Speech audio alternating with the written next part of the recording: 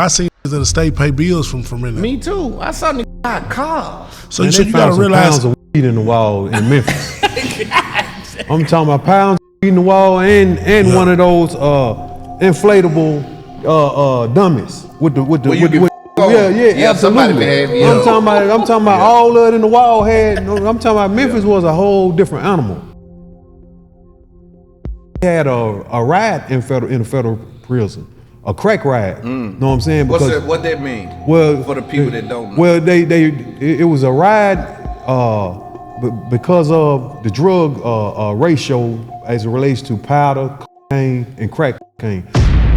They robbed us. All these niggas know that come to Cat Boosie doesn't come down here every weekend for 3-4 years straight. It's important that y'all know that this little market right here is a bill payer. If you bring a stranger to your city, to a club, know what I'm saying? They depending on you to keep them safe. And this is good game. Y'all take this up. Exactly. So whether you're a promoter or not, you got leverage. We gotta say, come on, academics now. You're going a bit far. The grass, we got to depend on the grass to grow. That's what the grass gonna do. But if we ain't got no paper, we down here fighting and banging and op this and op that, bro. We ain't got enough money to beef with each other. That's what I'm telling you. We don't got enough money to beef, man.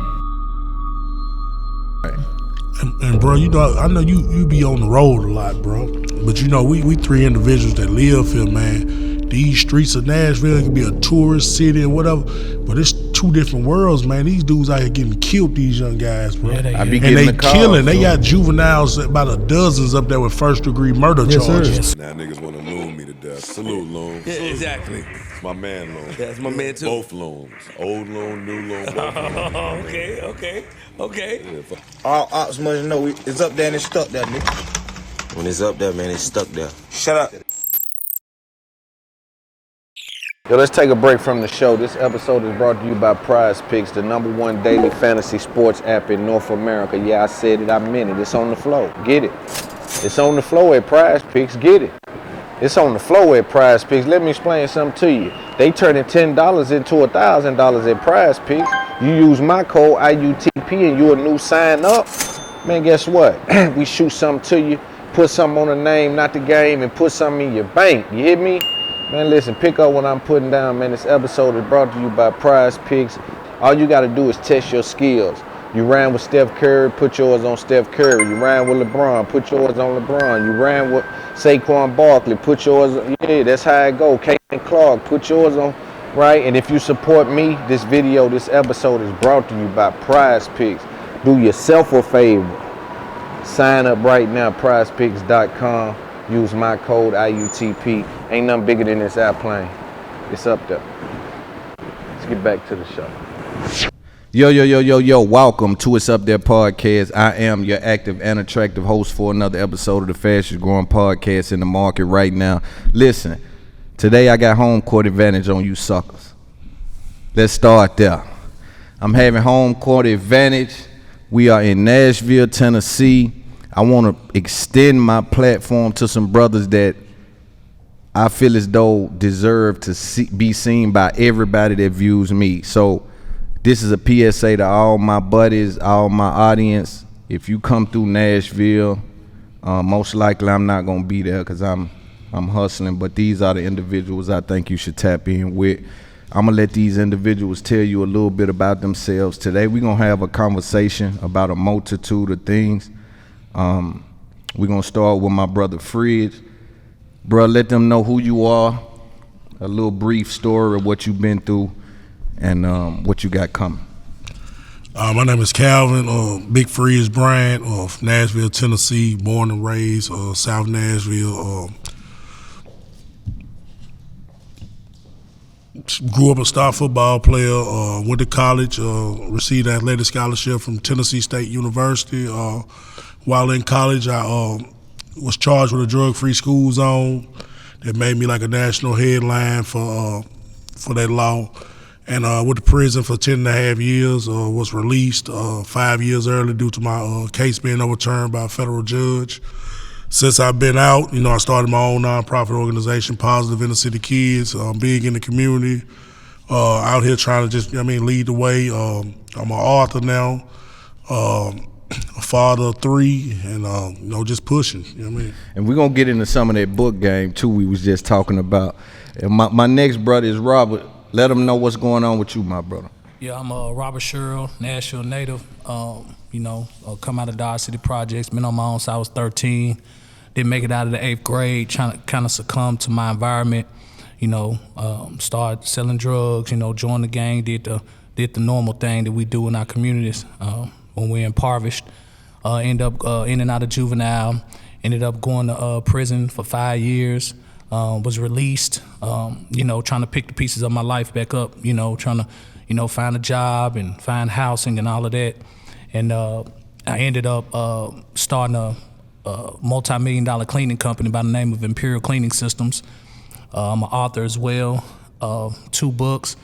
I started 2 nonprofits. One, Impact Youth Outreach. We partnered with Jelly Roll. We raised close to $1 million, so we're doing a lot of work in the Nashville community with that.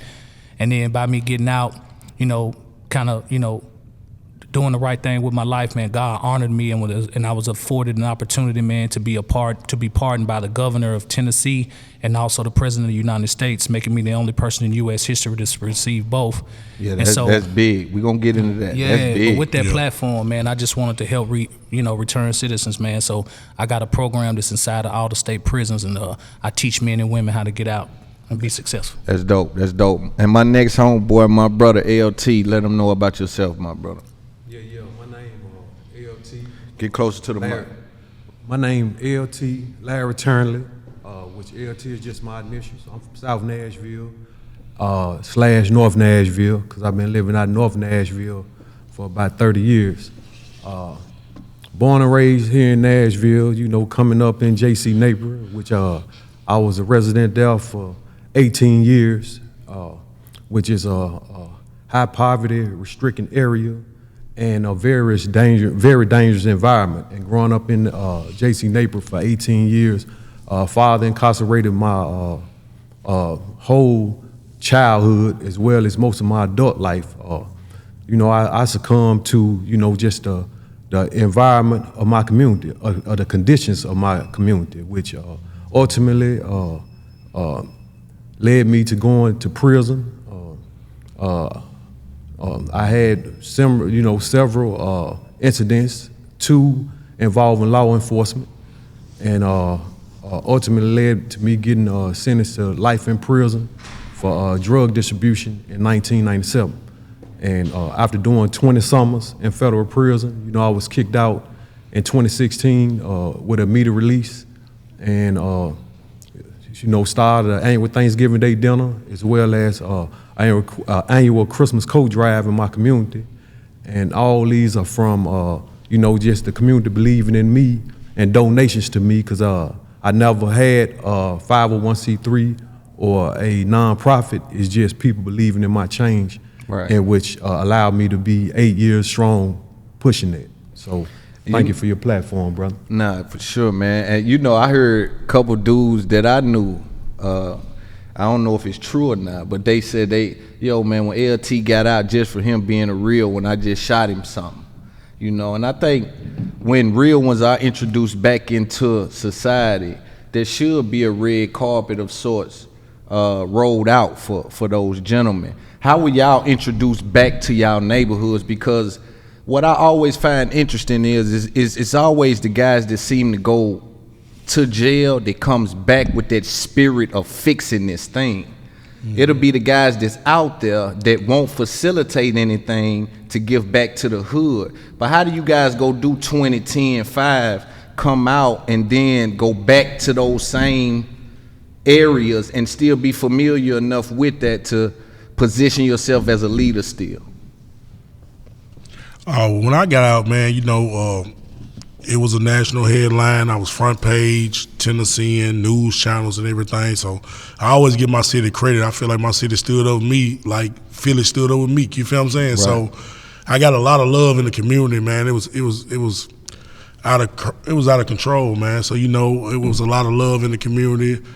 I did get a lot of hand shots, man. People was there for me, man. And one thing I did notice that was kind of surprising to me that didn't nothing change in the neighborhood. So, you know, the same blocks that I stood on and called drug-free school zones, it was still people right there doing the same thing I was doing. So not only do you get accepted, you see that ain't nothing changed, bro. But why do they, what makes them guys still see you as somebody that can come and facilitate anything, right? Sometimes, you know, I don't think that happens to every person. Nah. You see what I'm saying? I think we dealing with 3 people in my town, and I also ask for any of you podcast dudes to try to pull this together in your town. I'm almost 100% sure you can't do this. Any one of you podcast dudes, I'm almost 100% sure you can't do this, and that don't exclude nobody. And everybody know I got love and respect for y'all. But this is a power move by some guys that been through some things. Reach in your city and let me see you do that. Put some people on a platform that deserve a platform. You dig what I'm saying? All of you dudes that's looking. But what makes those people still see you as somebody that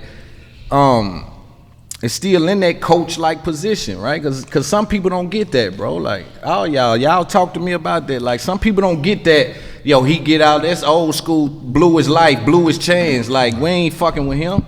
I think it got something to do with, you know, people watching you to see how you gonna react to being released. You know what I'm saying? Are you gonna go back to the old lifestyle? Right. You know what I'm saying? What you gonna do? People watch you for a while just to see how you gonna deal with not having no money and being the man that you wasn't long time ago. You know what I'm saying? A lot of people, we get out, we ain't got no money. You know what I'm saying? I got out with no money. That money was gone, you feel me? Feds took all of that. Right. You know what I'm saying? So I think along with getting out and then people seeing what you do is kind of what makes certain people gravitate towards you, you know. But you get out, like I pull up out north, I holler at everybody, but I don't stay long because, hey, I can't get caught up, you feel me, and you know what I'm saying, in no situation. Right, you know because can't nobody get you out of it. What about you, LT? What you think? Well, I would say to your question about, you know, when you get out, people, you know, hitting your hand, or I don't know who that individual told you that they gave me something, but very few gave me something when I came home. And that's what I need to hear. Cause go ahead. Yeah, I made the ultimate sacrifice. Right. You know what I'm saying? Cause I was sentenced to life. You know what I'm saying? And all my crew stayed on the street. You know what I'm saying? Right. All of them. I got sentenced with some people from California and California. So just to get out and know the work I put in on the inside, as well as, you know what I'm saying, on the street, and then get out and I'm at a temp service. You know what I'm saying? I started from all the way at the bottom.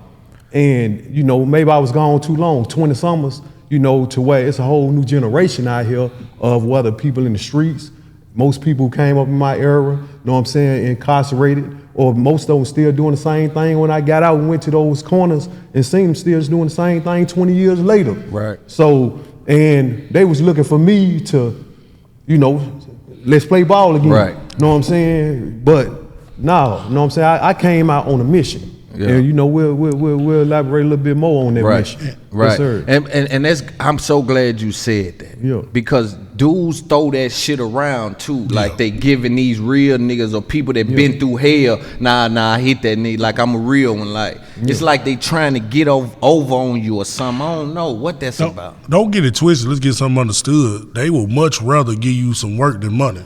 Mm-hmm. So, you know what I mean? When you get out, if you're doing the right thing, it's going to be limited to who really mess with you. But if they can throw some work on you or something like that, it's different. Right. So when you really proving that you really doing it, you're going to really get it the hard way, though, straight up. Right. That's crazy, though, to be see, because on one side, we'll talk about the fact that after being someone that stood on business, that had to come out and hit the temp service, that's a mean game plan. Yes, sir.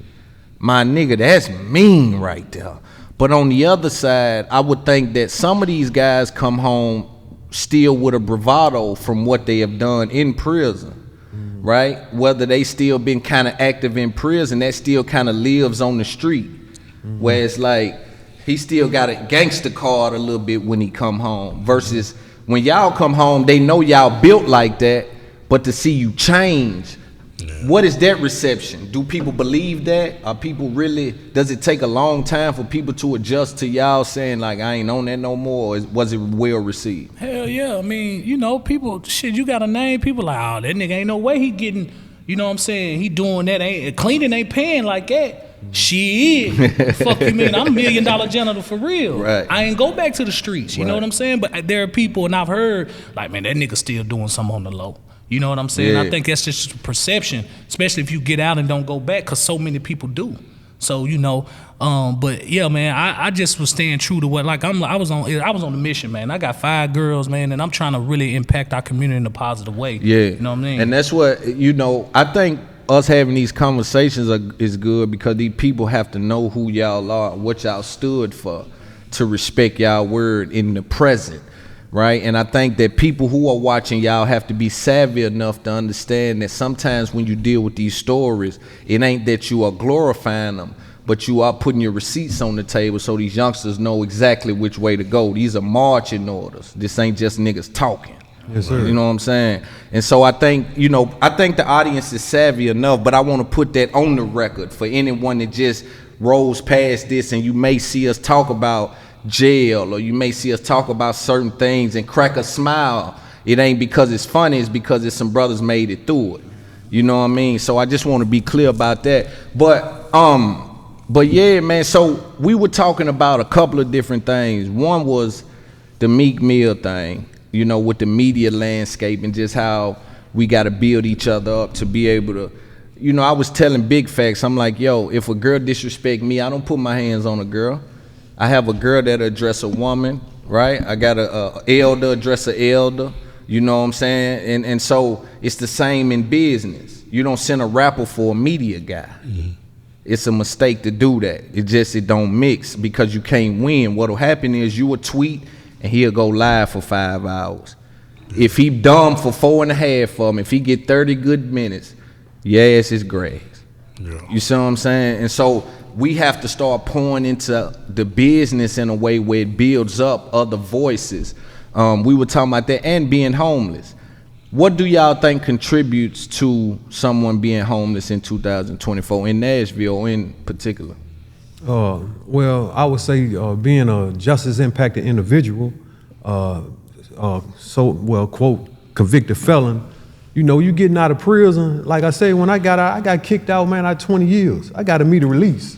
I'm talking about I still had 3 more years left on my sentence. 3. And they came my door, hey, the court just granted your motion. You got 2 hours to get out of this compound. How you trying to leave? You know what I'm saying?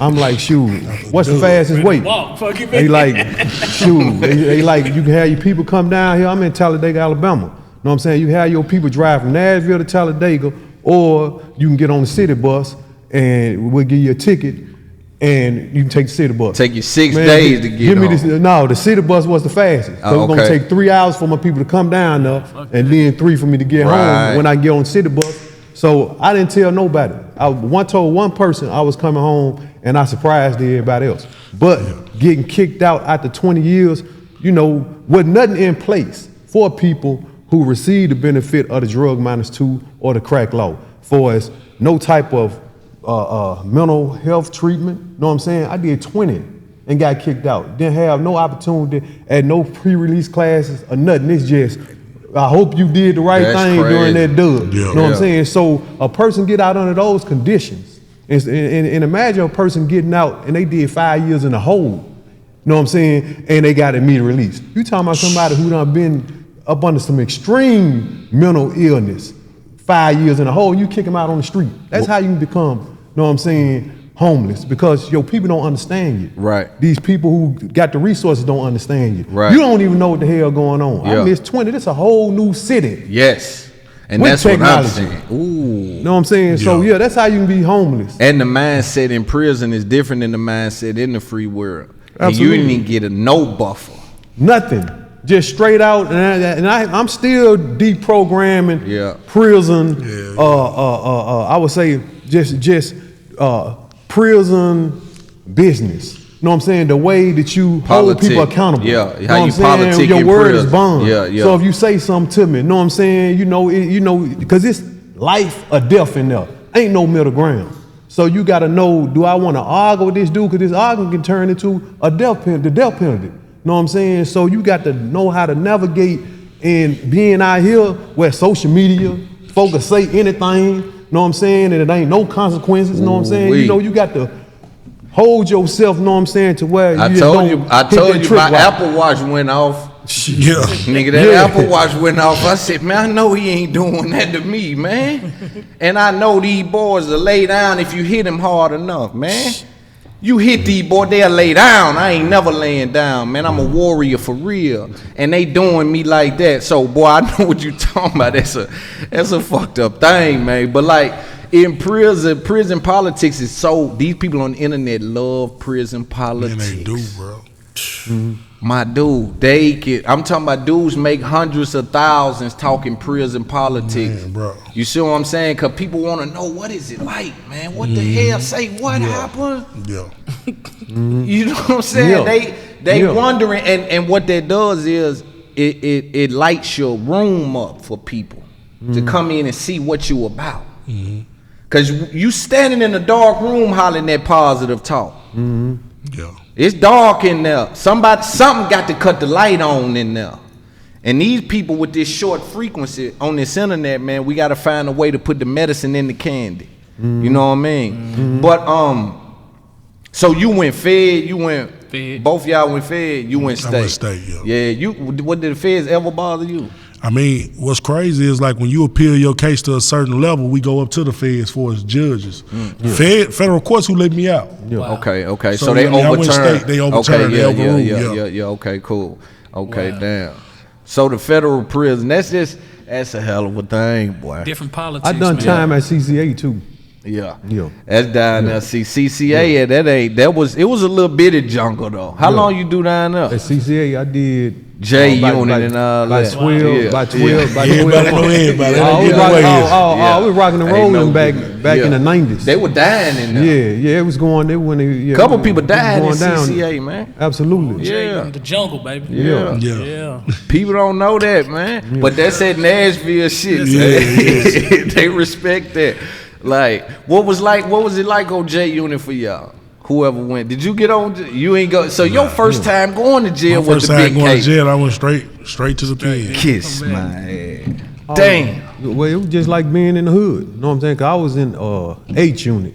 Then I stayed in H unit for I say a couple months. Then I went on the short haul. You know what I'm saying? While working with the job, work release. 'Cause I had a good lawyer, so he had me do my time down there. So I'm getting street clothes in, wearing, you know what I'm saying, all my jerseys. Yeah. Just being able to just, enjoy yourself. Yeah. Have people pull up on dudes' jobs, drop off whatever, you know what I'm saying? And shoot, I'm just living like a king down there. And still fighting on the shore haul. You know what I'm saying? Yeah. It was going down though. It was dangerous down there. It was the same thing like with Tav, man. So I went to Tav. Yeah, I remember that for the little niggas. I robbed the police when I was a kid. You feel what I'm saying? I got a 2 years indeterminate sentence. So I was up Tav, and it's really the same. That's when I really got into banging and then, understanding all of that, the nuances of that. And then you locked up with people from all over the state. Chattanooga, Knoxville, and all of that. You know what I'm saying? Woodland Hills, Taft, all that shit with the young niggas was, that's back when the young niggas run wild. Everybody that end up going to prison was in them, but see, when you hear Charleston White talk about where he went, that's really like that. Youth development. Yeah, that's them shits where it's like Woodland Hills. Man. That like shit was going down. You got a classification dorm, 7 days, then you go and get your blues. I mean, it's crazy. I mean, your toboggan, your boots, and then they send you on it and I was 16. You know what I'm saying? So yeah, it was definitely whooping on a nigga. But niggas can get out of Woodland Hill. Nigga run up out that motherfucker. I remember niggas was escaping shit. They was. I be mentoring them little kids, man.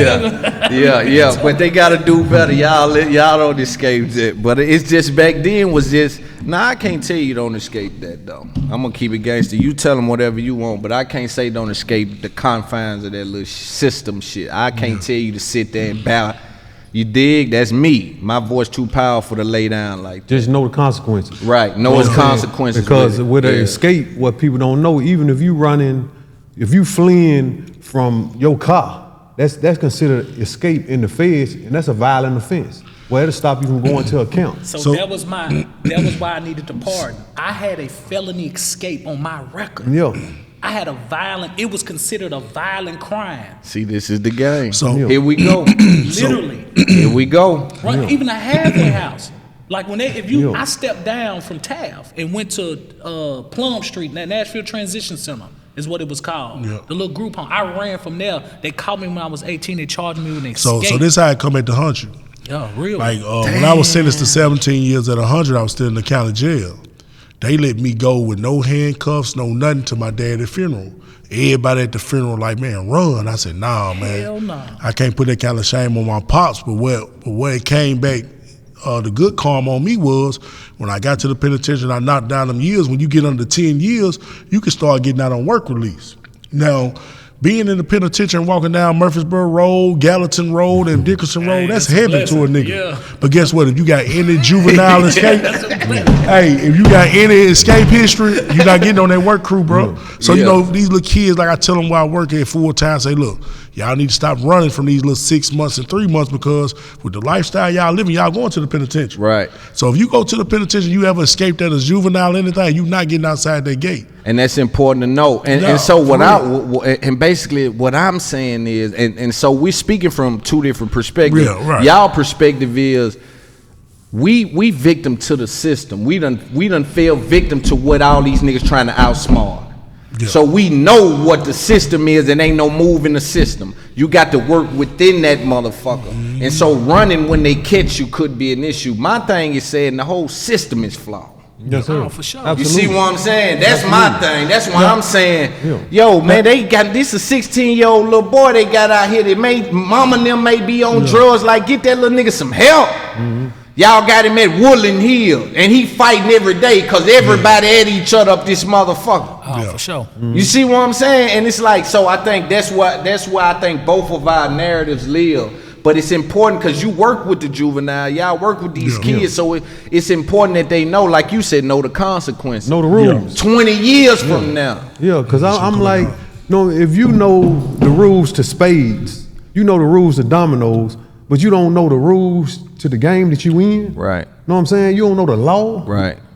Then that's on you. Right. Know what I'm saying? Because if you know even basketball, football, you know the rules to all that, but you don't know the rules. Yeah, some shit you ain't playing. Yeah, you got all the rules to shit you ain't playing. Yeah. You know what they doing in basketball, football. Yes, sir. They let you know in a legal term that ignorance of the law is not an excuse.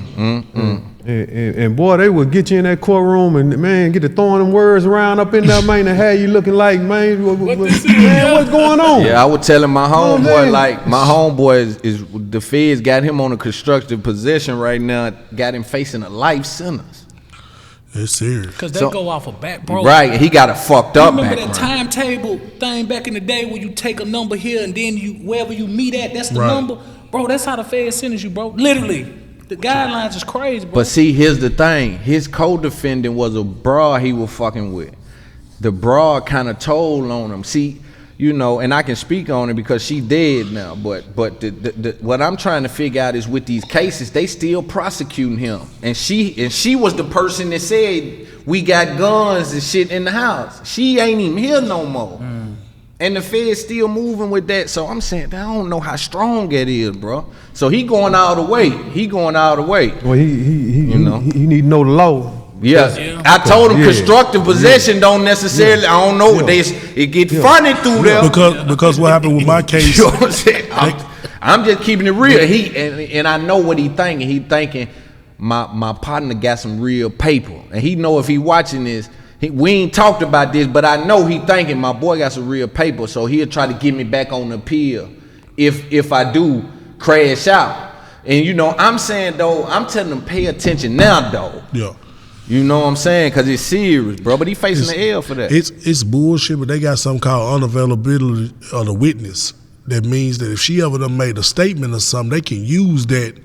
And she done made a statement. Yeah, they can use that even if she's not present. You see what I'm saying? Which he'll have to fight it on appeal. I had to fight it on appeal. Like the second time, dude showed up on me the first time in my trial and testified. So I got a hung jury because he was in jail. The jury probably looked at him like, man, he ain't no better than him. The second time, they didn't even try to find him. They used a detective to get on the stand and use his testimony from the first trial. Wow.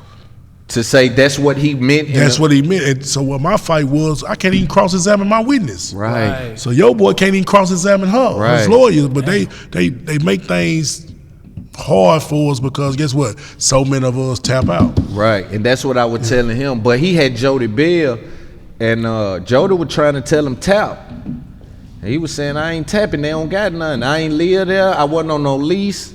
They don't got nothing. I ain't tapping for that. Man, you know what's frustrating, man? Just to think, looking at our previous mayor, man, she got caught up in some stuff, right? And she went to court.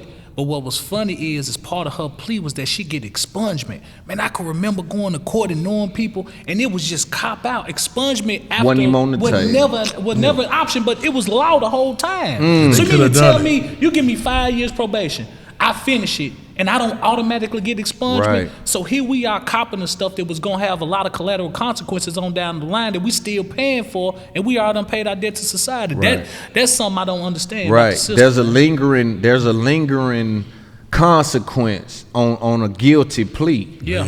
On taking responsibility in this country, there's a lingering consequence that's on top of that. Ain't that crazy? You supposed to be able to say, yo, I did that, I'll pay for that, you dig? That's supposed to be that on that. We still talking years down the road, that shit still Never heard of expungement, bro. Yeah. I never knew anybody that copped out and part of their plea was an expungement, Me neither. bro. No. And see, it goes back to, as you were speaking on earlier, narrative. See, the narrative is you pay your debt to society. But the truth is you never pay. You know what I'm saying? And that's what the fight is. The fight is, you know what I'm saying, us as justice impacted people, convicted felons, directly impacted, whatever you want to call it. You know what I'm saying? It's us being reintegrated back into society. We need a new integration. Right. And a new integration is integrating us back in. So when you spoke on earlier saying, I think you mentioned, what do we do to get our faces out there or whatever, you know what I'm saying, or for people to recognize us since we came home. That's the problem, is the right people don't want to recognize us. They see what we doing, and the right people is the people in power. Y'all see what we doing, but who is trying to elevate us? Right. You know what I'm saying? And Trump showed us what you can do with power. Exactly. You know what I'm saying? But what are y'all gonna do with the power y'all got? You know what I'm saying? Because if you was elected, then you've been given some type of power. So how are you gonna utilize it? You can bring me, Robert Big Frid, or anybody who's out there doing the right thing. If you're an elected official, let us be your intern. Right. You know what I'm saying? Let us put a new face or a new narrative out there as opposed to the person you spoke on, where you showed somebody outside Nashville just shot up an apartment complex and killed somebody. See, that's what they'll let that run all day. Right. But they ain't gonna push us out there. Exactly. We got to put our story out there and make people respect our story. But that's what's happening now.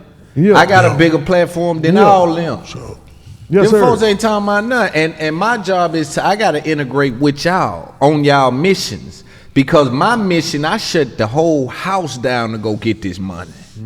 I lost my bitch and everything about this paper, homie. Like, I went on a real mission about this shit.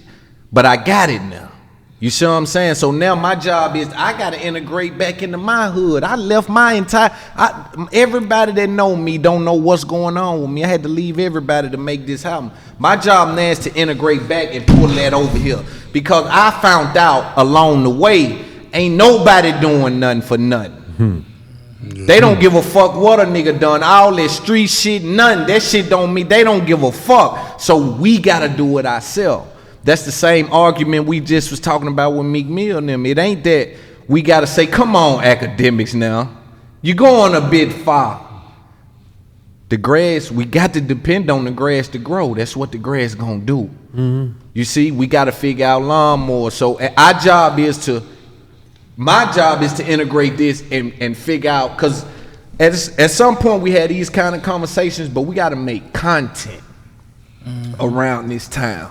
We got to turn this town to a content town. You see what I'm saying? More than just, because everybody copying me now with the podcast thing, and I salute them. You know, do your thing. You dig? But we need content. The podcast thing, I got in a chokehold. You can go ahead, everybody at once, try it, do your thing. But whoever go do content, they the ones that I think there's an opportunity there for. Yeah, there's a lane for content with us, with me when I pop into town, with Frid, with LT, with all us together. Like we go out to the such and such Nashville shores or da with the kids or this or that. There's an opportunity for that. You know what I'm saying? So our job is to get savvy with this, you know, because nobody's coming to help. The same way when you was in prison, what'll happen is one day it'll just gonna be the same way it was for you in prison. You head down, been working that whole time. Hey, your turn. Yes, sir. Yeah. Man, we can't. I just feel like, man, on some real shit, like, bro, we can't do nothing until we understand our economic power, until we unlearn and relearn our perspectives on what to do with money, bro. We consumers, bro. Yes. We consumers. We collectively $1.1 trillion. I just argue with Carlos If we Miller. was a state, if we was a country, we would be the number 16th richest country. I'm already Wait a knowing. minute. We spend more than any other race, bro. And wonder why we in these predicaments, because whether you want some on the political end and we go, bro, these lobbyists, you gotta pay these lobbyists to go argue your point to these senators and people, man. This is the game. It's a game. But if we ain't got no paper, we down here fighting and banging and opt this and opt that, bro. We ain't got enough money to beef with each other. That's what I'm telling you. We don't got enough money to beef, man. That's all I'm trying to figure out. How we gonna bring this economic empowerment to our neighborhoods to get people to understand, listen, man, you know, everybody talking about get the bag, but how we gonna keep the bag and then pass the bag on? Right. The thing is, we got to open up our avenues of this shit. You know what I'm saying? That's why I was just saying, with Offset, he just went up with Wallow now. We got to do that in Nashville. A couple of these rappers owe me that. Yeah. You know what I'm saying? We cool enough for y'all to help these children in Nashville. For sure. You know what I mean? Y'all writing this off anyway. We all doing big business. We know what this is. We earners in this business. Right. You know what I'm saying? Let's keep it real. Like Nashville got children need help. You know what I mean? So it's just a marriage that has to happen. But we gotta get savvy with content creation, bro. We gotta do more than just people copy each other and sit with the same people and ask the same questions. Like, we got to get crafty, bro. And I think the promoters got an obligation too. Know what I'm saying? When they do bring them down through here, they got to, know what I'm saying, be able to, just like you was able to pull us into the conversation. They know who doing what in this city, man. Right. When they bring these people down here, they need to, know what I'm saying, put some responsibility on them. Here's what's happening. Do that. Here's what's happening though. They don't got no pull. Yeah. These rap niggas ain't listening to these niggas. These niggas is 4 people deep. Far as meaning, they ain't even talking to the rapper friend. They talking to some nigga that's just on the team. So they can get him here because you paid, right? They'll get him to the club, but they ain't having no pull where it's like, a lot of them, some of them could, but I don't see them having the kind of pull to say, yo, man, stop by such and such and holler at the kids. Man, anytime you got control of somebody's safety, you got pull. But it's just you. But they ain't got control of their own. They ain't got control over their own safety. They don't even look at it like that. Yeah, but what I'm saying is, if you bring a stranger to your city, to a club, know what I'm saying? They depending on you to keep them safe. And this is good game. Y'all take this up. Exactly. Yeah. So whether you're a promoter or not, you got leverage. It's just, you know what I'm saying? Them niggas bougie though, LT. They bougie though. Yeah. You might say, man, I need you to stop, man, and we ain't even doing nothing. I don't know what them niggas doing, man. Give them their money back. That's the issue. These young kids the one providing. Man, listen, man. These young kids, man, is the one buying this music and buying all this and buying all that. How can you not, man? How can that not be on your conscience, man, if you done made it? Hence me, bro. Like, I would be admitted, bro. I could move to the suburbs, bro, and I won't have to and cut myself out from the community of Nashville and be all right. My money made, I'm good. But that rests on your conscience, man.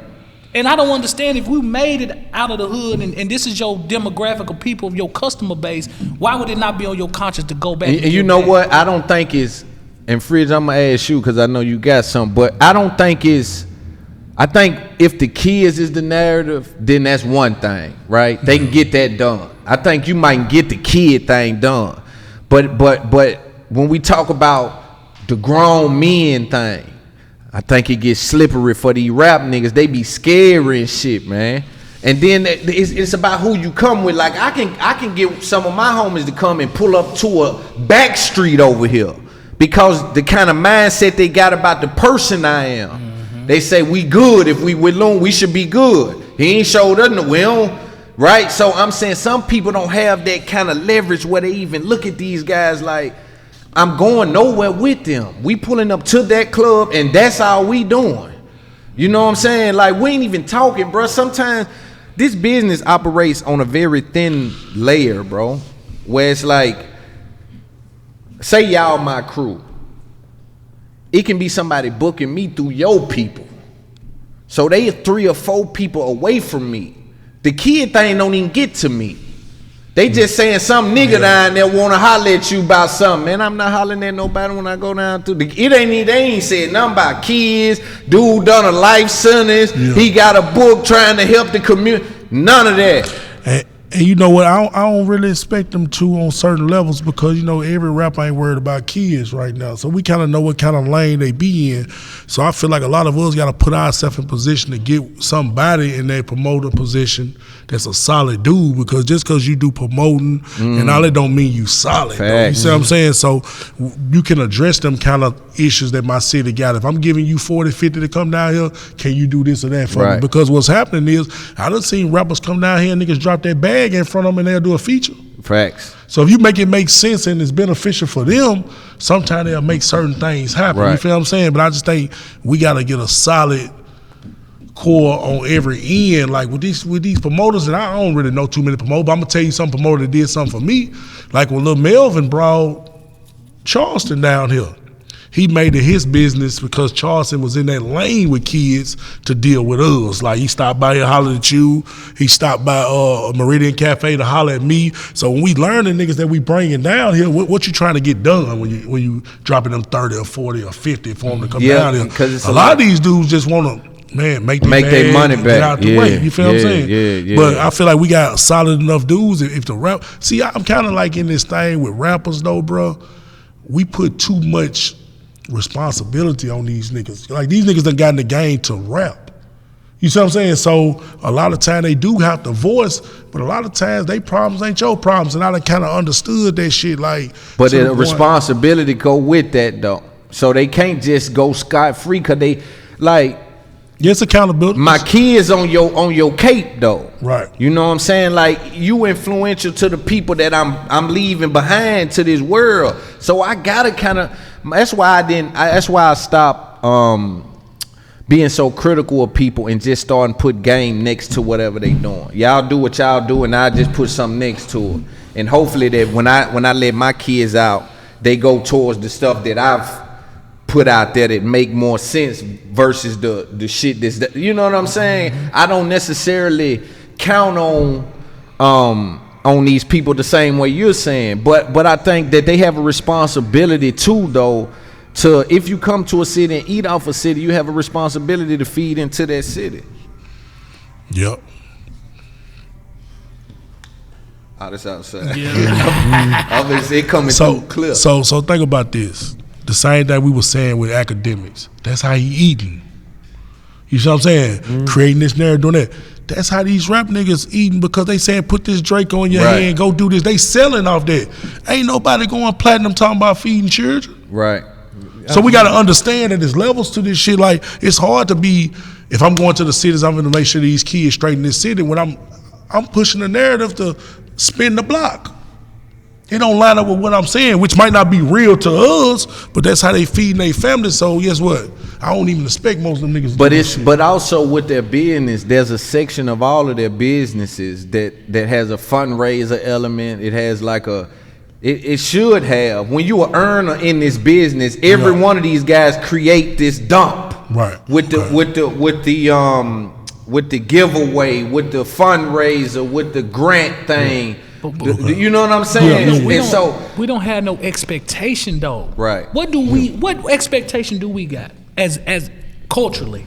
We don't expect, we just consume again. There's no expectation that, hey hey man, say man, you know, we getting this when you hit the city, bro. We got to give back. There's never nobody vocal about an expectation on nothing. Some of them niggas did go vocal though. Trick told them niggas, hey, I seen that. Yeah, what y'all nigga come through Detroit, nigga ain't no more making money if niggas ain't doing nothing for these artists and shit around here. Respect that. We'll burn the show down. I respect that. Yeah, the situation with Ross, I see Yeah, what he was talking about. it made Ross and them come up out of there. You know what I'm saying? And it wasn't because they beat them up. They just kind of blocked the entrance and shit. Niggas y'all ain't doing nothing then. And that's what I'm saying. In this town, we got to be able to rally the troops in that way against even our own town. You dig? It might be niggas in position in the way where nigga your club can't do nothing then. And to add to that right there, because it's like, yeah, we know you're not obligated, but it's the same way with us being in the position we in. When people get in trouble, they reach out to us. Know what I'm saying? Even though we not obligated to try to fight for you or go speak up for you, but it's us being in this position where, know what I'm saying, you know, if we know somebody, we just not gonna leave you stranded. Know what I'm saying? And we expect the same thing from people, know what I'm saying, who are getting money from the community. Right. Know what I'm saying? Give back. And then that's business. That's them good That's what I'm business saying. practices. Yeah. Know what I'm saying? To give back. Yeah. Yeah. And they all got them in their business. Even the government benefits your business for giving back. For sure. This is a part of making money in absolutely. America. You see what I'm saying? Give something. But I understand your point is just like, but I just do think we gotta have, especially for this town, because we've been left as consumers in Nashville. They've took our style, they've sold us rap, they've sold us everything and gave us nothing. Yeah. Cash Money came down through here and got a lot of our style. Y'all wear Jabot jeans. Y'all niggas was doing respectfully. We were down here fly. Them South niggas, when y'all come down, them South niggas was out there fly. Next thing you know, Cash Money flying a motherfucker. So I'm telling y'all, they robbed us. All these niggas know that come to Cat Boosie doesn't come down here every weekend for 3-4 years straight. It's important that y'all know that this little market right here is a bill payer. You see what I'm saying? So niggas gotta respect that. We gotta make them respect it. And I'm gonna do it. I'm gonna do it. Know what I'm saying? I'm gonna tell them, yo, but people comfortable with me. I've built this thing in a way where, you know, I'm able to have that leeway. These promoter guys don't got no juice. And it might sound bad hearing that. Even if you a promoter in the town, it might sound like, damn, man, you trying to. I'm telling you from an industry standpoint, they can't send him, they go do my boy podcast. Hey, man, I need you to stop over there to the. Yeah. It ain't all that. These niggas a lot of times ain't even spending the night here. They literally coming, grabbing that bag and hitting the road, not even staying at the hotel. As a businessman, like I would look at that as part of marketing, bro. Right. Because it's hard for me to have a customer base and not engage with that customer base. Yes. And if I'm coming to your city and I'm gonna do a show, I'm gonna hit the local podcast. I'm gonna hit the local DJ stations. Like that's gonna be part of my tour. But you can't really do that because it don't make sense to hit all these podcasts. It ain't gonna make sense. No, you pick out the choice one. Like, of course you got this on lock. Of course, it's the choice. But and then here's also a thing. Traveling is exhausting. So a lot of these niggas is. So let's pay attention. When you serve in a Nashville, especially a club market, you probably ain't on tour where you get no rest. So you might got a Thursday in Nashville, a Friday in Alabama, a Saturday in North Carolina, a Sunday in Texas. You see what I'm saying? So it ain't like a nigga like a baby or something that's really getting money, that's going to a town and staying 2 or 3 nights. I'm gonna do a drop. Hey y'all, hey man, I'm in the city, man. I'm on here for one night. I know I can't stay, but hey man, I got my people finna drop some over here, man. Hey man, tap in. Hey man, Loon pulled up on me. I ain't long. Hey man, what's up? Just something to show. It makes sense to me. I hear it. I understand it. But I know the business side of it. Even if it ain't true, they can use it for an scapegoat. For sure. To be like, man, I just came from Alabama. I got to be in Texas tomorrow, sure. man. I don't want to you know, they can use it for an scapegoat, even if that ain't the case. You know what I'm saying? Because you can do it if you want to do it, bro. Yeah. You know what I mean? These dudes, that's another thing with rappers. It's like the expectation on them has been so loose that they can promise things and not deliver. They can even tell niggas when they show up in the city, nah, I'm gonna fuck with you. Nah, I'll be back to fuck with you. Nah. And disappear. I'm trying to figure out what we gonna do when all the ops dead. What they gonna do? After you done killed every last op, then what? God damn. Right. There's only so many ops left, bro. The way they killing. Hey, a question for the rappers, man. Since I know you be around a lot of them, right? And the question I always had, bro, I know they go. I mean, everybody come from the bottom with the rap shit mostly. You feel what I'm saying? And they in position that now they do features in these cities. And one thing I never understood is how they'll do these features with these dudes. Why is shit so hard to get cleared? It's because a lot of people don't know the business. So you got to talk about that when he in your face. Right. See, if you got him in the head like right there, he can make a call. Yeah. You see what I'm saying? It's when you let him get away. Them niggas Yeah, like it's hard mice. to catch them like that, boy. Yeah, them niggas like highway mice. They robbery, get out man. there and trap. Split sheets That's ain't highway right. You got robbery, bro. BMI want that. I mean, it's just, man. And then these dudes tied up in so many deals. I used to do the rap. I still got a studio. Dude, them deals be the way they be structured, and then they don't tell people. They just trying to get the money. As you Right. can see, they really robbery. finesse sold a verse twice. Right. So the little Yeah. dude go on. He showed 2 videos with him with the same verse. Right. And what be fucked up is these be street niggas. They got street Yeah. money that now I done took penitentiary chances for this. You now I'm did. stuck with a $40,000 verse. Man, And what? I can't do nothing with I it. remember one time they were trying to say, man, well, how long get that verse? Go check the platforms. If it's on the platforms, it been through the process. Because you can't even put it on them platforms. Them labels gonna come grab that. Cause you remember when Ghana did the dollar for dollar.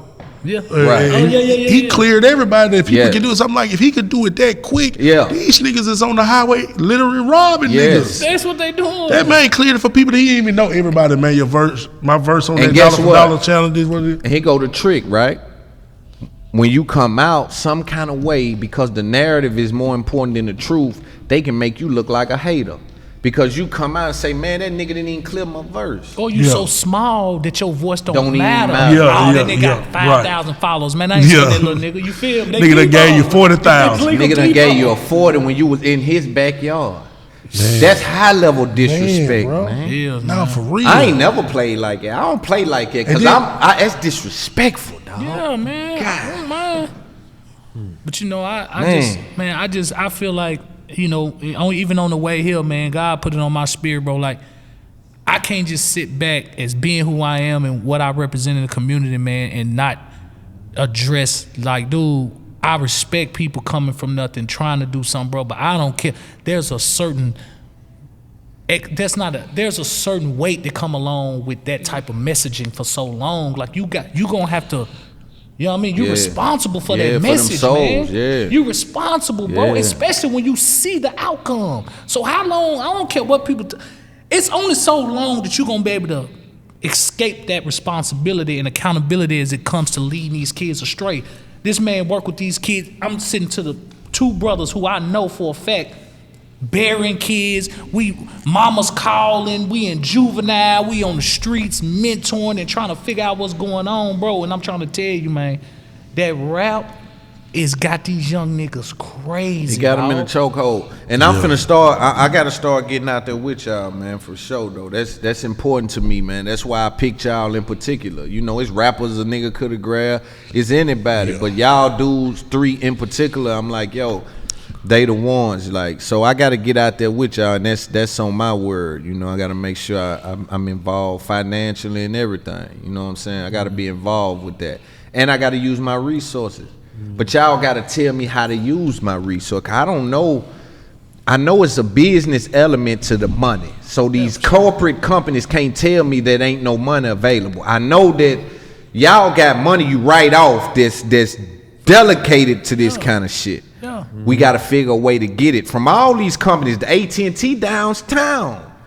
How the fuck ain't nobody tapped? You know what I'm saying? Yeah. Like, we got disconnects in this town, man. Ain't nothing but the white people capitalized. Oh, that's for sure. They plugging with each other on these golf courses and shit while we sitting back like, what's going on? Give us something. Nah, man, let's do some business. Let's bring something. Yeah, and I would say most of the disconnect is when most of our people get in these boardrooms of these big corporations. You know what I'm saying? They scared to speak on behalf of black folk because they don't want to rub people the wrong way or make it look like this is what I stand for, when everybody else standing for what they stand. You got, you know what I'm saying? You know, the list goes on for months, different months, different days. You know what I'm saying? But when it comes to blacks getting in position, they don't want to pump up Black History Month. Right. When your company want to hear who's standing up, you know what I'm saying? But in most cases, people shrink. Right. You know what I'm saying? But we need people, you know, because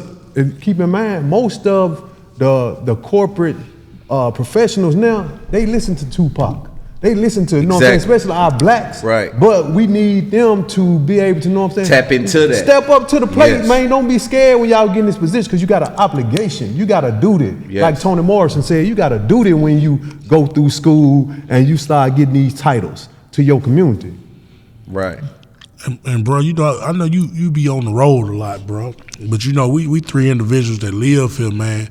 These streets of Nashville, it could be a tourist city or whatever, but it's two different worlds, man. These dudes out here getting killed, these young guys, bro. I be and getting they the calls, killing. They too. got juveniles, about a dozens up there with first-degree murder charges. Yes, sir. And you would think the city of Nashville would be like, our kids got to grow up here. So we got to support these people. If the people going to listen to these people, man, we got to stop these murders. Right. Every night you wake up, man, you know, you might see that, man, downtown is so lovely every night, man, but these little brothers dropping night after night. It's getting more dangerous in these neighborhoods. They're like, we got kids growing up. Bro just said he got 5 little girls. So if we don't get to the youth, my little treasure, his little 5 little girls, my little serenity, bro, they gotta grow up with these little dudes. And guess what? We in the juveniles, we seeing this, bro. It ain't slowing down. Hell no. See, what I had to realize is this: it was different when we was getting put down in GD, Crip, Blood, Vice, whatever we was doing. It was always this theory of like, man, if you do this wrong, the big brother's gonna come down here and get you, whether it's from Chicago, LA, Right, yeah. whether it was true or not, it kept us in line. Yeah, now these little dudes are creating their own things. So when they creating their own things, you got a 15-year-old listening to a 15-year-old. So they on go mode. So the big brothers who's supposed to be the big homies, they ain't got no say-so like you think. These little dudes are creating their own games. When we was going to other cities and states, following the trends of Chicago's and LA's, they ain't got that no more. They started their stuff on their street. So they going at each other on every side of town, bro, and the murder rate just skyrocketing. So if I'm downtown sitting in the office and I'm seeing this murder rate skyrocketing, how is Robert Sherrill, Larry Turnley, Captain Bryant not coming on your desk Right. to stop it? So is it by design or is it by chance? Right. Because every night, bro. It can't be by chance, especially No, for it's all design. three of y'all, It's because design. it's it gotta be design, by design. yeah. You know why? Now I can say with me, it could be by chance because maybe not. But y'all come through the system to get out. Man. All y'all come through the system to get out. So it ain't no way that you oblivious to what you've been pardoned by the president and the governor. You've been let out, kicked out because of the law. You've been pardoned by the governor and kicked out, right? So it's like, what the? It's no way for that not to be I'm on sitting the in desk. I'm sitting in the cigar bar last night arguing with an official about this right here. How is it that we ain't on the boards, bro, breaking glass ceilings?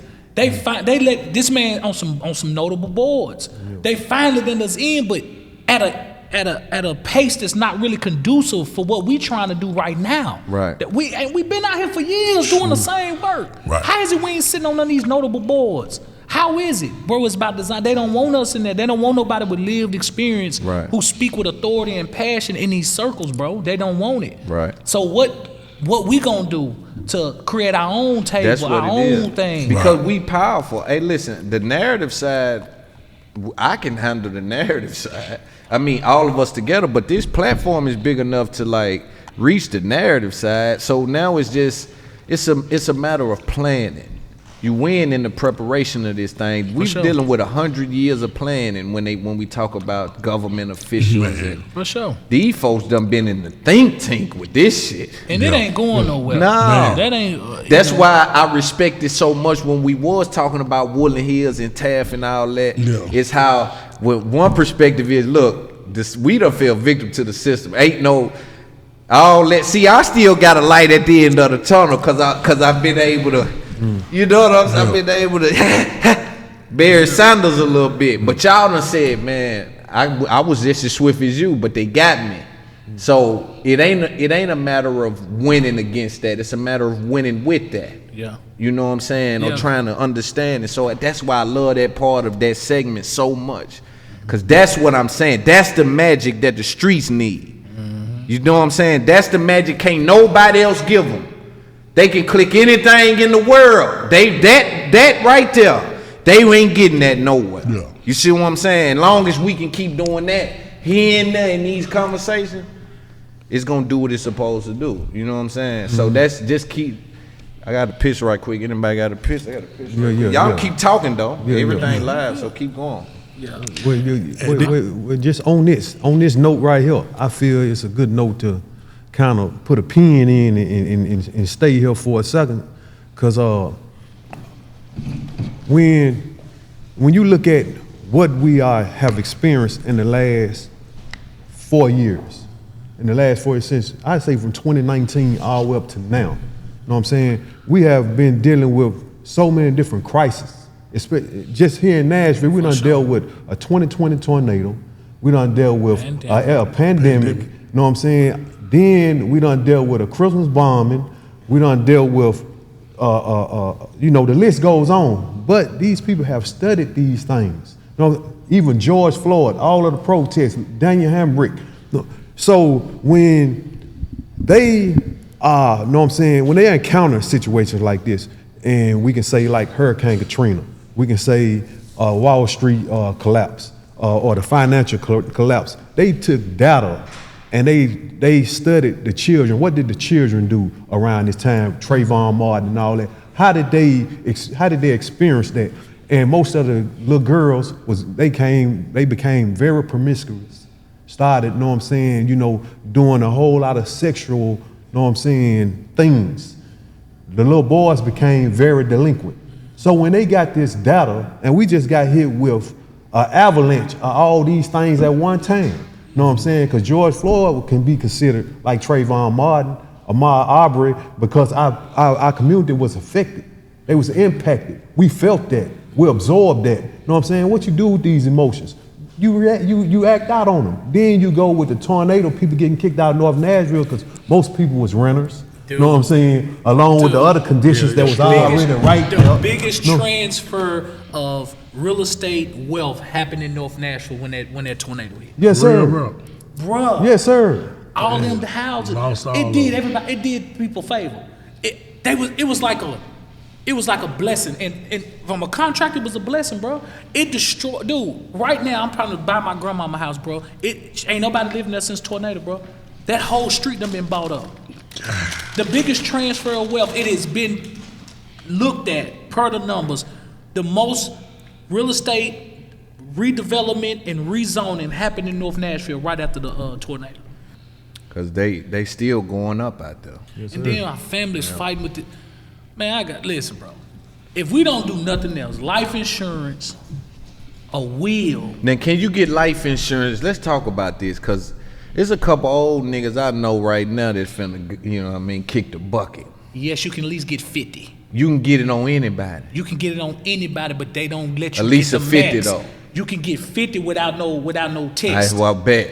You feel me? So Because I know I'm gonna be responsible for bearing. Every little homie, every one of my little homies that I fuck with, that I know I'm gonna be, when something happened to them, their mama gonna call me. I got 50 on them and I put it in their kid's name. Right. This is common sense. Look, one thing that all of us ain't gonna escape is death. Yeah. Right. White people prepare. That's how they pass wealth down. I got millions on, bro. I got about $3.2 million in life insurance. Wallow was telling me about that, saying that, that's how you pass $1 million status down. It's the quickest transfer. The quickest transfer of wealth is through death, brother. Right. Yeah. That's crazy. And if you set it up right, you get to pass it tax-free. Tax-free. Hell is you talking about? Yeah, they put me up on the game. That's the game. I'm already right now fucking with the S-Corp. They got me operating like an S-Corp, man. Bro, I got an irrevocable trust, bro. My house, listen, bro. Me too. If you look up my house, it don't even say Robert Sherrill. Man, you will never find where I live at. I put it in the trust, bro. My everything in the trust. You look me up, it gonna say he owed 10 grand. Yeah. It's gonna say I owe 10 grand or something. Medical bills or something. If we could just start But it's the information, bro. You know what I'm saying? But that's why I'm glad when I got in this game, like a couple of people was like, look, if your deal, but it's a certain number you gotta make to even activate some of that shit. Like the S Corp status, you gotta make, I think, 250 before it even means something. You know, before it even, you get taxed different and certain shit that you benefit from it with the trust thing. But when they put me up on that, I said, man, oh my God. They done told us just to get stuck on the hustle. Nigga, who ain't a hustler? Nigga, I'm a hustler. What that mean? Nigga, that don't mean a motherfucking thing in this world. Yep. The hustlers is the slaves. You telling me you the nigga that's gonna get the wood and know how to nail some shit, cool. I know what to do when the money made. That's what you got to know what to do. After the money made, what I do with it, even if it's just $2,000. If I know what to do with $2,000, if I can save some more, I can it's all information, bro. That's the one thing I've done well, bro, is I've listened. I remember when I was in prison, the smartest man in there, he told a story of him sitting down with his mentor, and he fresh out of college, he done graduate, so he's smart. So he sit down with his mentor and he get to talking. So his mentor just sit there and look at him, and then the mentor get up, pack his stuff up. So he like, where you going? He said, you talking. He said, nigga, sit down, shut the fuck up and learn. So when I get in these rooms, I shut the fuck up and I just listen. And then I start like, oh shit, this shit makes sense. You feel what I'm saying? But see, you gonna find yourself in a place where some of them rooms is gonna be a time where you gotta say something. Oh, I ain't got no problem with that. Yeah. But see, that's the thin line though. And it's niggas, that's what I'm saying. So it's niggas watching that need to understand that it's a time to sit and listen, but then it's a time to say, hey, direction. Let's go this way with it. I know about that. Because you can have a skill set that niggas don't know. You got expertise in it. But like he said, you shrink. You know what I mean? You'll shrink yourself. And sometimes you the only chance niggas got outside that building. You the only chance a nigga got outside that little room. And I run into that all the time because I'm on the procurement standard board here in Nashville and the Small Business Administration's Regulatory Fairness Board, where I am in control of 8 states, southern states. When they deal with, if people feel like their business is being discriminated against or the regulations are unfair, they report to me, I report straight to Washington, D.C., and they'll give them an attorney. But they learned all this from the pandemic, where they saw a lot of, the pandemic exposed a whole lot. And now what they trying to do is they trying to, make those corrections of what people fell through the cracks. They trying to, make sure that don't happen again. So that's why I was asked to co-speak at the Department of Treasury, because they trying to do some financial inclusion. They trying to get middlemen to work with the banks and go inside of prisons to help people open up accounts, bank accounts in prison, so that their money don't stay on the prison rolls, because who know what they do with the money. For sure. You know what I'm saying? So, but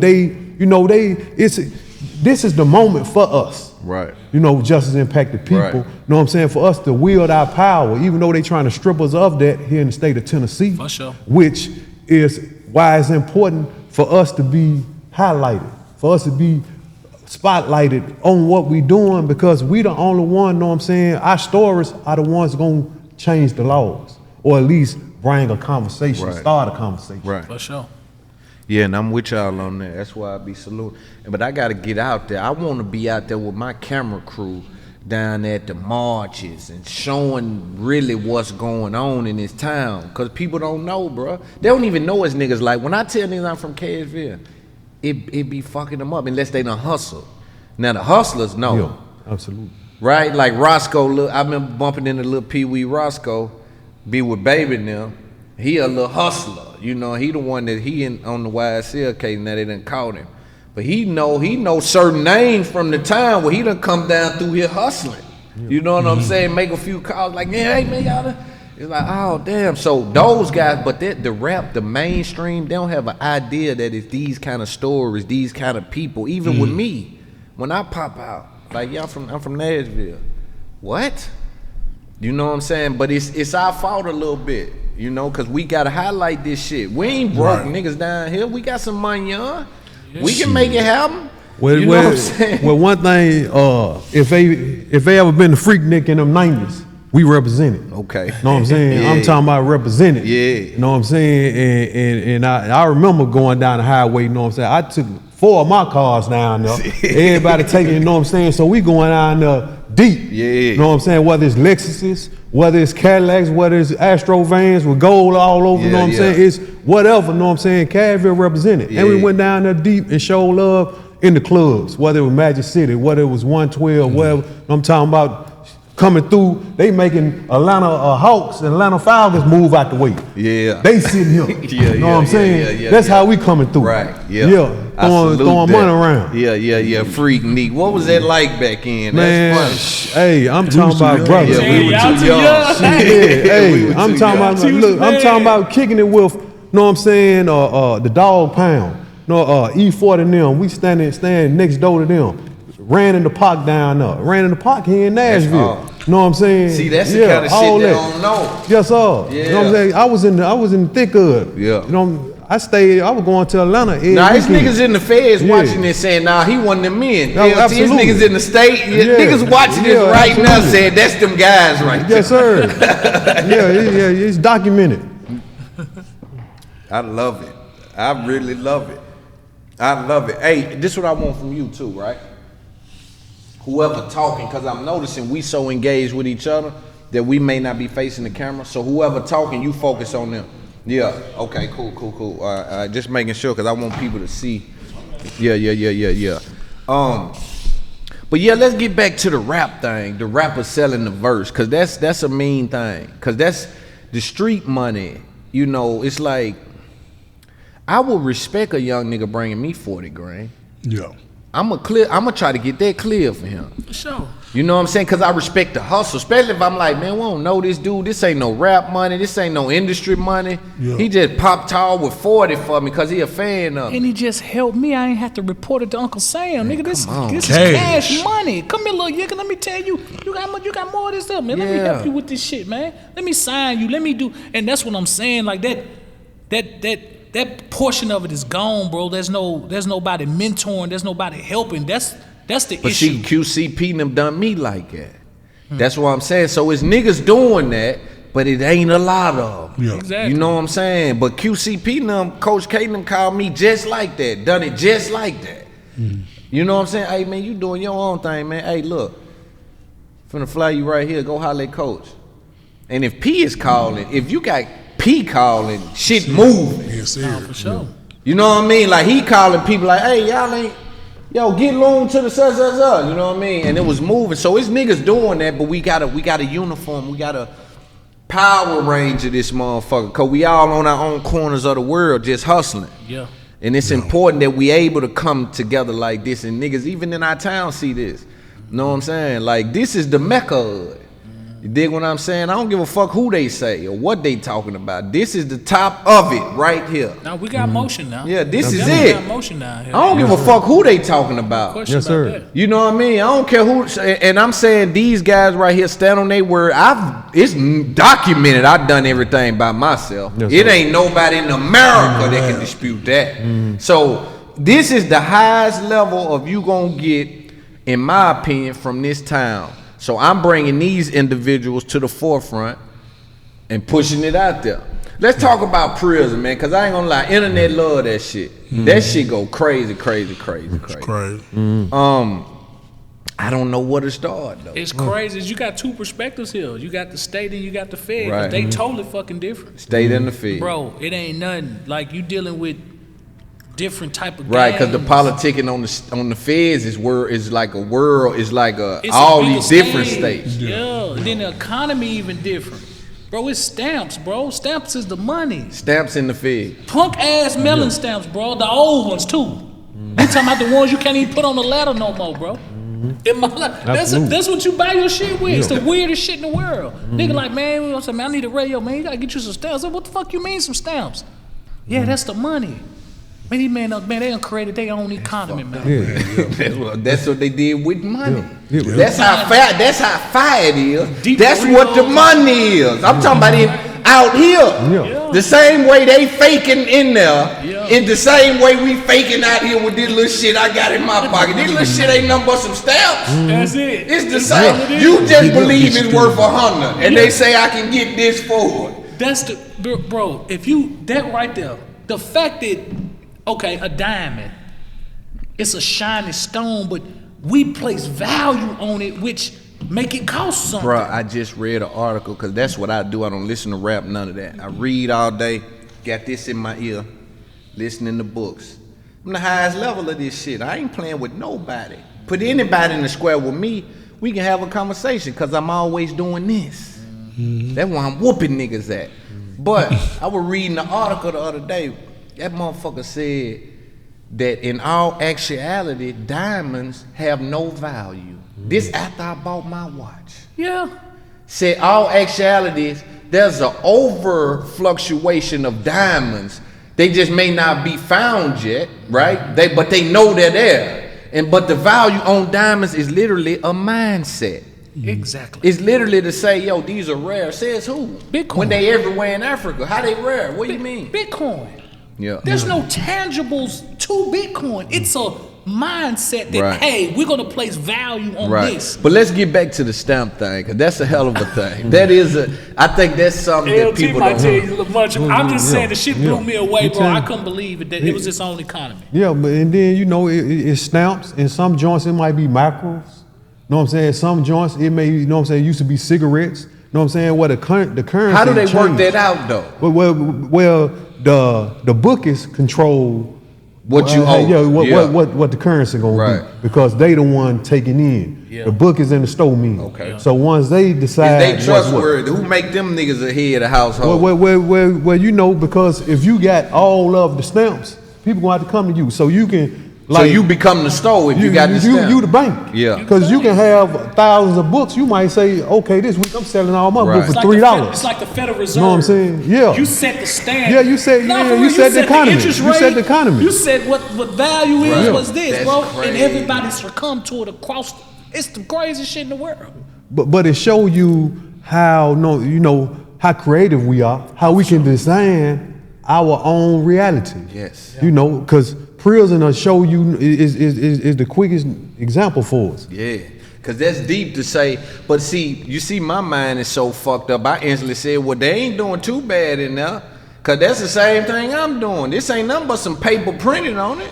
It ain't literally no different. Make sure my blunt's still out there. If you don't mind, brother. I put it on the thing. That's my little brother. Nah, I ain't talking about. I just make sure it ain't flew out, because I think the wind and shit. It's a little joint, but it's the same thing we doing out here, where it's like, yo, this motherfucker ain't nothing. This motherfucker say, look, this shit is $100 bill. Look, a piece of paper. This is no different than the stamp, bro. Yes, It's it is. all my mind, all it and is. they done agreed up the street that. This is This 99 cents, and this is Exactly. 3 of those. This is 16 of them. It's the same thing. What about the state? What is it with the state, Frid? Well, with the state, you know, they got their politics as well. You know, like I think the difference is a lot. Like just say stamps, they went off distance, I believe. You feel what I'm saying? Everybody far away from home in the feds. You could be in a whole nother state. Like y'all from Tennessee, y'all could be so far away from home that them stamps really hold value in there, but it's a way to get to your people. So with us being in the state, I think just the drugs, the tobacco, or us being close to home, who can make that move to get it where it need to be, he gonna dictate the economy, because everybody may be in arm's reach of 5-6 hours. Of something, yeah. You see what I'm saying? So now it's about what territory you in and who gonna create the, you know what I mean, market Because for there's whatever some going niggas on. go to the state and get rich. Do niggas go to the Man. feds and get rich like that? Absolutely. Yeah, he Them might. niggas Man, in the state. I ain't gonna lie. Niggas In in the the- state I when seen he got niggas in on. the state, I bro. thought it was strict, bro. I seen niggas, and it's about how loose your spot is, but I seen niggas in the state pay bills from in there. Me too. I saw niggas buy cars. So Man, you, they you found gotta some realize, pounds of weed in the wall in Memphis. I'm talking about pounds of weed in the wall and one of those inflatable dummies with the Well, you can fuck on. Yeah, somebody absolutely. had me up. I'm talking about all of it in the wall had. I'm talking about Memphis was a whole different animal. In the feds. In the feds. What year was it? And I got there when it was dying down. I got there in 2002. So it was on the down slope, know what I'm saying? But I seen that. So imagine what it was doing before I got there. And then you got to keep in mind, they had a riot in a federal prison. A crack riot, know what I'm saying? Because, what that mean? Well, for the people that don't know. Well, it was a riot because of the drug ratio as it relates to powder, cocaine, and crack cocaine. For 1 gram of powder equaled 100 grams of crack cocaine. Know what I'm saying? Well, yeah, exactly. 1 gram of crack was like 100 grams of powder cocaine, like that. However, Bill Clinton was supposed to had reduced the ratio from 100 to 1 to 18 to 1 because it was recommended by the Sentencing Commission, and he didn't do it. And when so he was supposed to? He was supposed a law to. was passed or something? Legislation was passed? Every year, and this is the beauty of the federal system, laws change every year, and it changed through the Sentencing Commission. Because the Sentencing Commission is basically judges and people who done been placed on this commission to where they decide what laws are harsh or what laws, know what I'm saying, kind of got where it's targeting a specific group, and then they'll, know what I'm saying, try to make it right.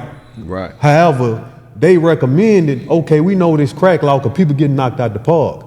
Let's knock it down to 18 to 1 instead of 100 to 1. Right. And Bill Clinton refused to do it. Wow. And when he refused to do it, all of the prisons, know what I'm saying, erupted. And he was the motherfucker who introduced the crime bill. They sent everybody, daddy and uncle to prison. And you know what's crazy? I read Mass Incarceration in prison. It was like, we as black people in our community at the time, we had so much love for Bill Clinton because of the way things was rolling back then. Then you get set down and you read a book on mass incarceration, how much he had to do with drugs, bro. Yeah.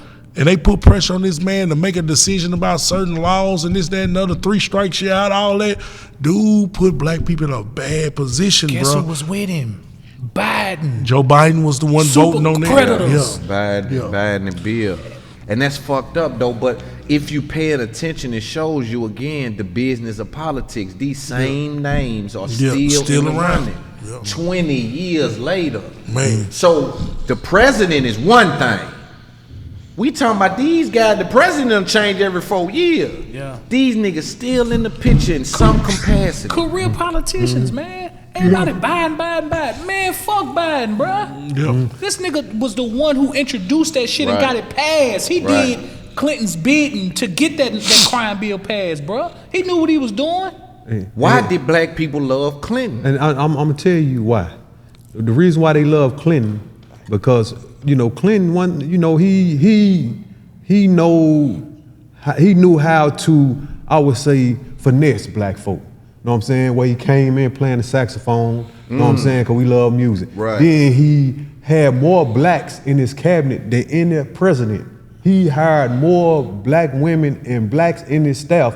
I think his speechwriter was black. I think Vernon Jordan, well, his speechwriter was black. But going back to the crime bill, and what you say you would like to do, this year marks the 30th anniversary of the crime bill, 1994 crime bill. So I got plans of doing a voter restoration, not registration, restoration for people who lost their rights. Yes. Know what I'm saying? To where we can try to, if anything, get some attorneys to come and speak with them and let us know the process of restoration, how you can get your rights restored, because you got to get full citizenship here in the state of Tennessee now.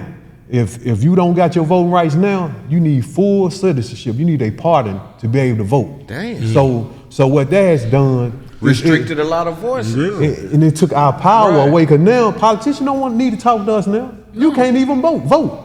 What we need to talk to you about? Why do we need to go in these rooms and speak on behalf of justice impacted people when the political climate tell us we're gonna lose our way across the board? So you can lend your services or your camera, your voice around that where we can amplify it and go across the country with it. Go across the country with it. Oh, let's but do they it. got even smaller. I'm with it. They got even smaller. Guess what else they did though? What? With that, they attached it to fucking child support. You can't get your voting rights back if you ain't got 0 on them books downtown. What? Yes. Crossing We're us out. still How was one that of- even a thing? Bro, we the last of the few states in this country. Who voted on that? When did they pass that? See, that's the thing. That's the Watch thing. They it. passing it without us even. Yeah. We're last of the few states that considers incarceration willful unemployment. So when you go to jail, Oh man, it's see how they play with willful the words. unemployment, brother. Boy, they playing with words on niggas' ass. Why you think niggas get out with these $20,000, $30,000, $40,000 rears? You feel me? They know you can't come out of that deficit because you got a felon, so you're gonna have to work a minimum wage job. So we ain't got to worry about they done knocked you out the park for the rest of your Ain't no life. way to win. Yeah. Yeah. There you go. Ain't no way to win. They will not listen. We restoration, but they tied it to child support too. That was the backdoor piece. That's the man. Guess what Think how many people Now on we child catch support. everybody. Yeah. And then what I'm Yeah. telling you, it's 100 years of trickery. This ain't nothing they done come up with in 10 minutes. That's why I'm telling you, to fight this kind of shit, it's gonna be a lot of thinking. Niggas got to be savvy, man. These people got it tied to this and tied to that and tied to funding. If they fuck with it, it immediately cut the funding off. Soon they go, man, I seen them say something about when Trump will get mad at you, he'll make one, what they say they ain't doing it? They don't want to do, they don't get no more money then. Cut the funding off. Cut it up or cut it out. Hey, He a maniac, bro. I've been in a room with him for 5 hours, man. He's a maniac, bro.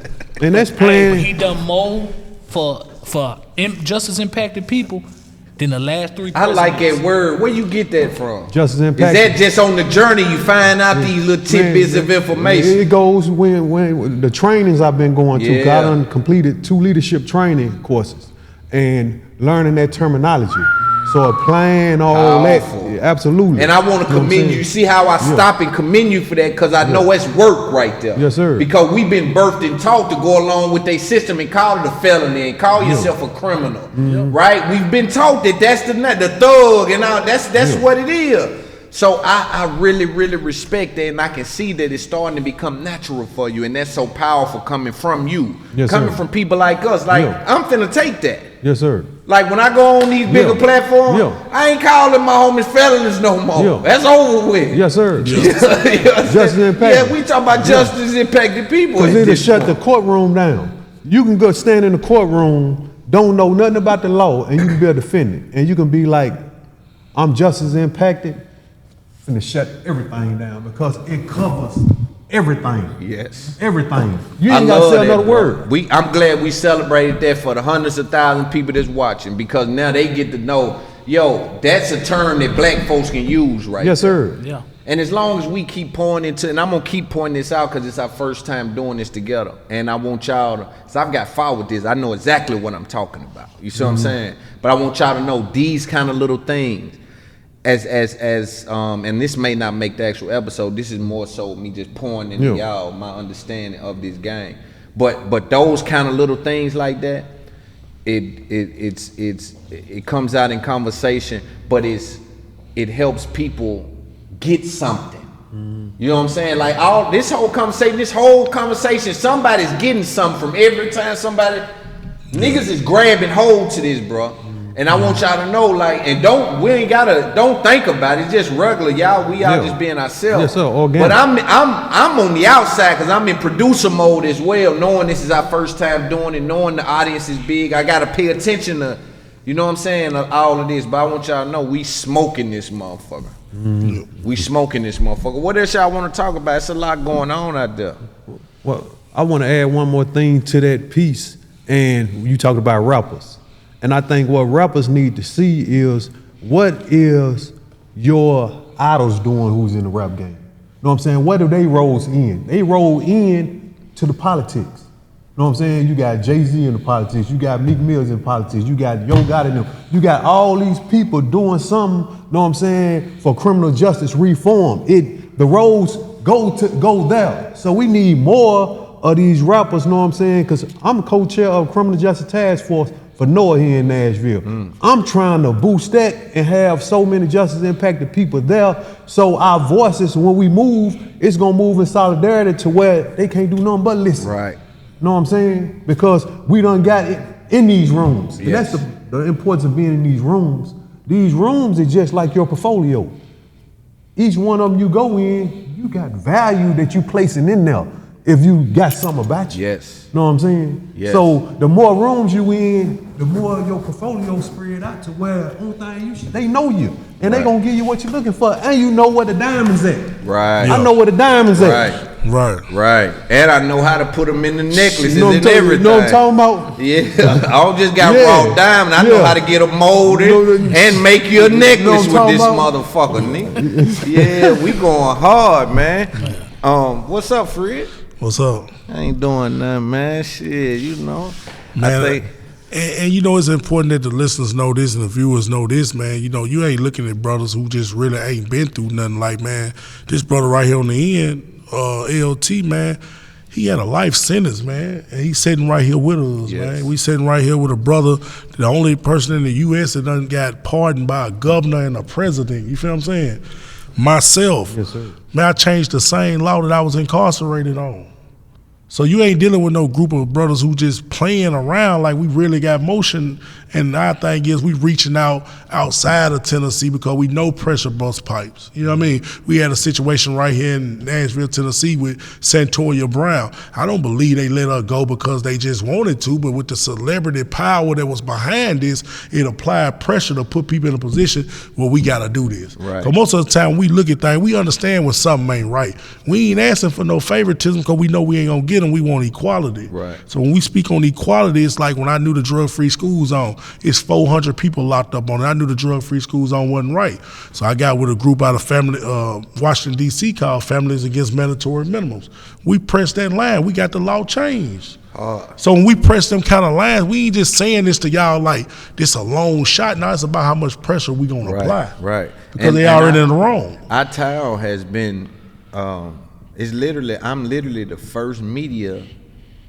I'm probably the only really, I'm one of the biggest in the South. But I'm saying when we talk about Nashville in particular, it's like I literally may be the first real media thing that's ever happened to this town. Man, for real, with no alley-oop from nobody in this town. You see what I'm saying? So you know what I'm saying? And so what that says to me is like, I have a responsibility, you see what I mean, of using this in a way that's effective for this whole thing. Because, and I'm not talking about rap shit. Look, I may not never talk to a Nashville rapper. Because I ain't got no obligation to the rap community. Right. You know what I'm saying? But when we talk about the streets, shit that I done had to come up in and fall victim to here and there, even though I didn't have to go as far as y'all went, the dude that told on me, see, this is my scenario. I had a guy who, I was fucking with this dude for 9 years.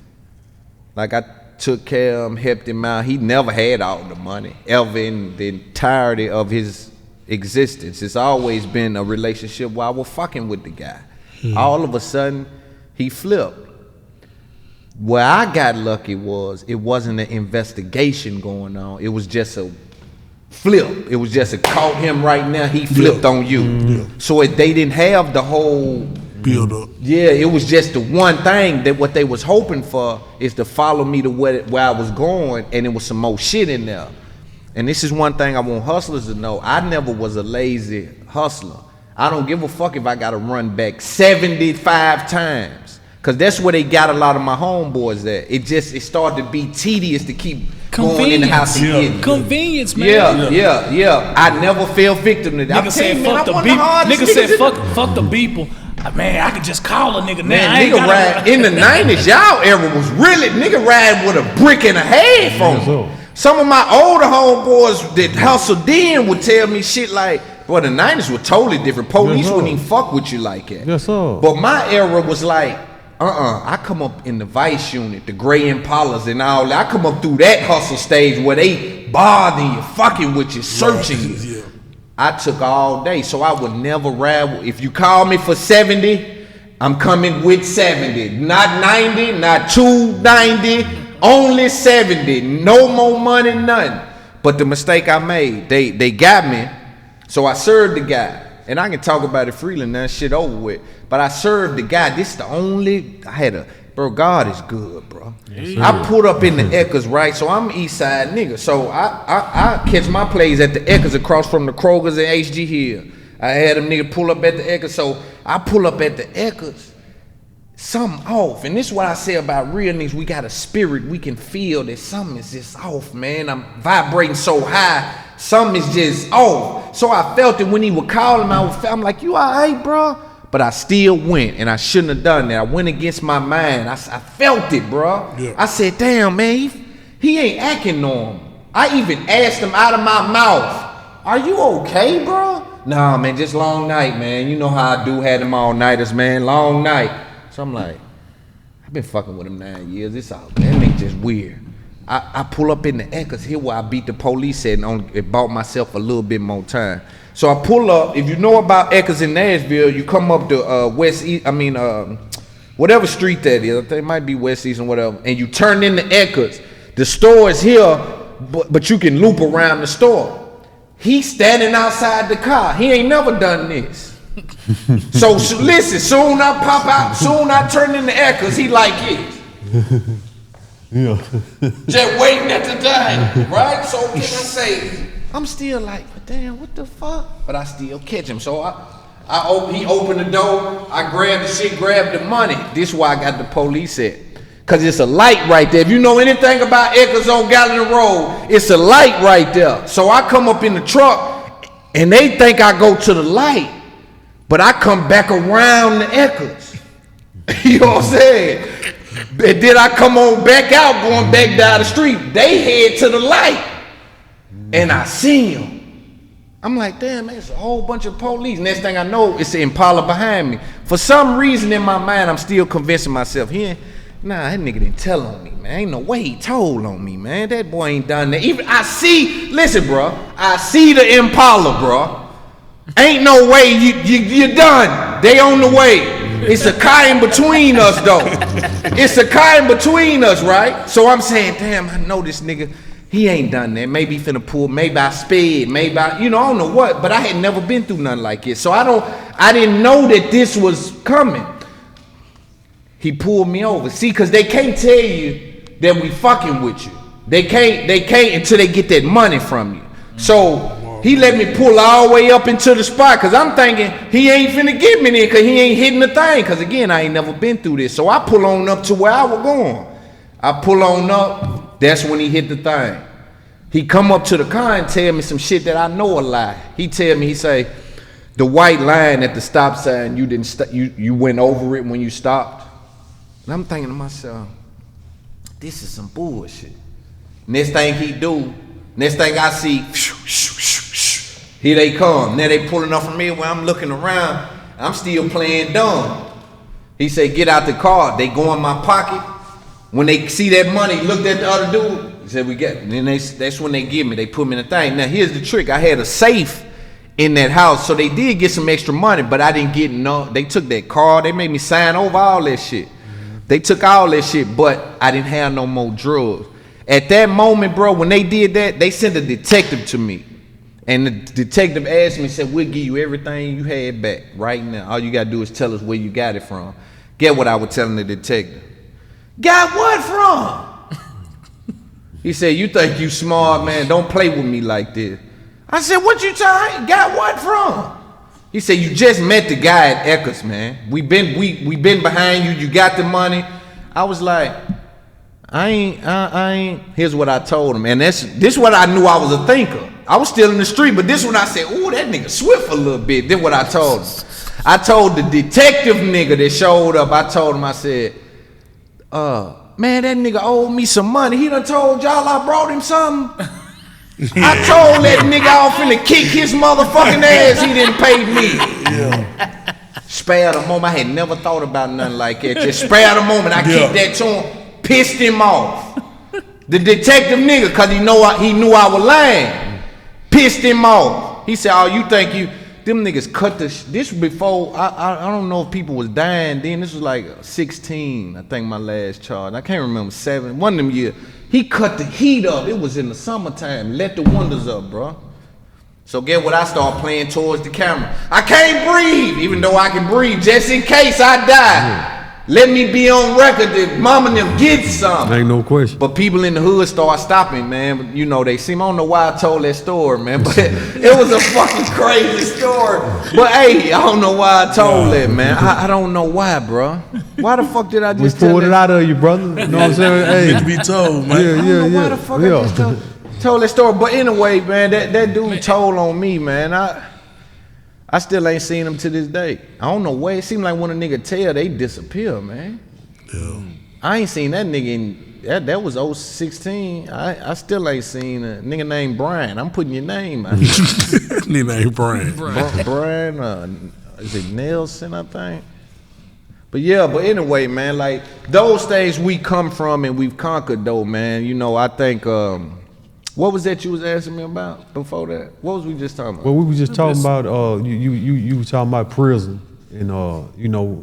Oh yeah, how they created their own economy and that, and you were saying that He was talking okay, about so cases. we'll get back to that. He was talking about us. He was about you so Yeah. close to your hood that Yeah. now it depends on who can get the sack in based on who kind of formate the economy, right? It's like you'll be so close. Yeah. Now, is it ever anyone that you've seen in your run?